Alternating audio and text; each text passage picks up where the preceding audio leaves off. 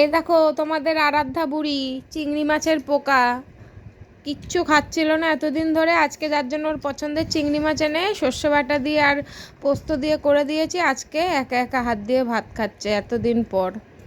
সব কিছুই তোমাদের ভালোবাসা আশীর্বাদ, ওটা রেখো, তাই না? ও যেন আস্তে আস্তে সুস্থ হয়ে একটু খাওয়া দাওয়া ঠিক করতে হবে। এই চিংড়ি মাছ দিয়ে ভাত কটা এই এখন দিয়েছি, জানি না কতটুকু খাবে, তবুও যে হাত দিয়ে খাচ্ছে ওইটাই তোমাদের সঙ্গে শেয়ার করলাম। আর ঠাকুরের ইচ্ছা এখন অনেকটাই ভালো আছে।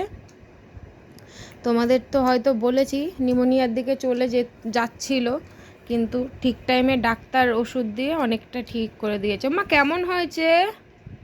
Heavy tasty. তুমি কি চিংড়ি মাছ ভালোবাসো?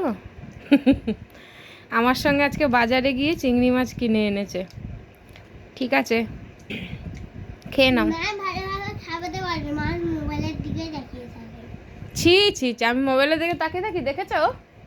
বাবা দেখো কি বলে, আমি নাকি মোবাইলের দিকে তাকিয়ে থাকি, ওকে ওরমভাবে খাওয়াই আমি? এত বড় বদনাম করলি তো। তা আবার তা আবার ক্যামেরাটা চলছে। ঠিক আছে, চলো টাটা করে দাও সবাইকে। রোজ এরমভাবে ভাত খেয়ে নেবে তো হাত দিয়ে? তুমি বড় হয়ে গেছো তো। ঠিক আছে, চলো টাটা। টাটা করো, চিংড়ি পরে